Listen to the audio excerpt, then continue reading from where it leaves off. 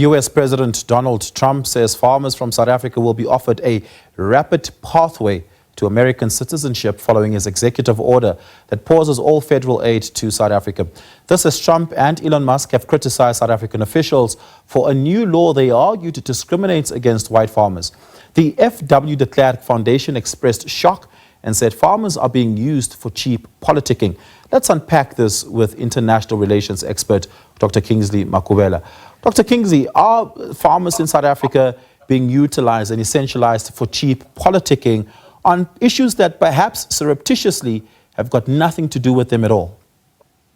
Absolutely, Oliver. You know, the statements that are coming from Washington are indicative of the weaknesses that we're seeing within the global system, and particularly within our diplomatic system in our interaction with the Americans.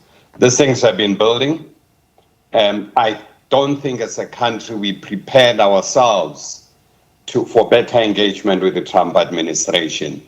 Now, when these pronouncements are coming up, that's why you're seeing a lot of people making comments, even within the ruling party, within government. Sometimes you get confused between people who are speaking as party leaders and those who are speaking as government.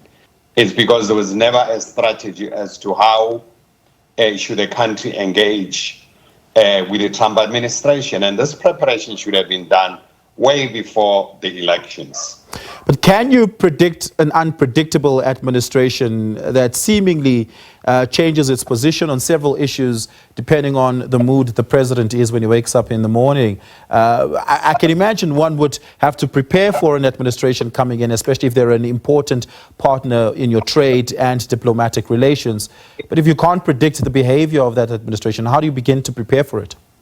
You see, look at the Europeans, for instance, Oliver. They better prepare themselves for the engagement.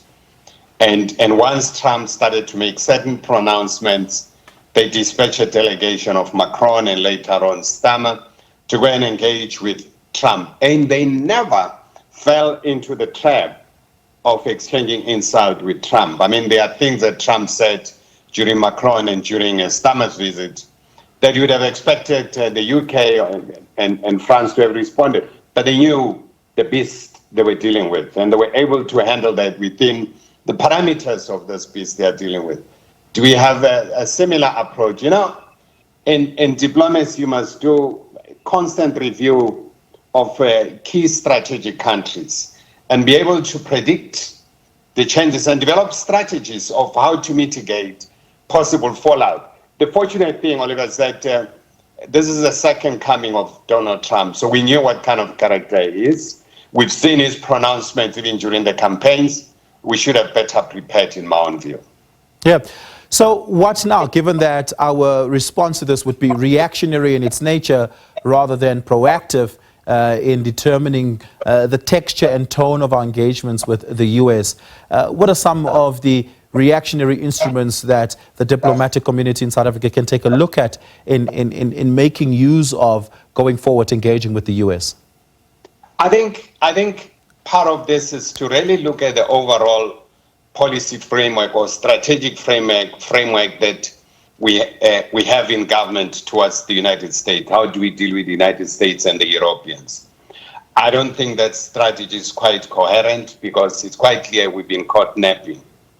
And I think the other thing, you know, you find the sentiment, Oliver, that we can send any diplomat. I think it was a big mistake that we sent Rasul to the U.S. because Rasul has been highly involved on an issue that it unites the Democrats and the Republicans. So that's why they are isolating him. I have projected this earlier, that he will remain isolated and there won't be strategic engagement with the ambassador. And that's where we are losing out. Yeah. So given that Keir Starmer as well as Emmanuel Macron had taken initiative to visit U.S. President Donald Trump to iron out some of the issues, although the visit of Keir Starmer went a little bit better than the visit of Emmanuel Macron on the one hand, should President Ramaphosa perhaps ferry to Washington himself to lead these conversations and not leave it up to the DIRCO instruments that we have? You know, during the State of the Nation, the president said he's going to send envoys. And these envoys, we've seen envoys that are coming from civil society and political parties that are going there. He hasn't clearly defined what is the mission of these envoys. These envoys haven't been constituted. Meanwhile, the situation on the ground in the United States is moving rather rapidly fast. I think that has been overtaken by events.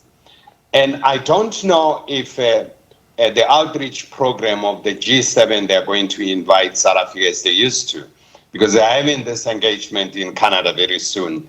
The question is, would South Africa be invited to go there so that South Africa can engage at that level of leaders around these issues?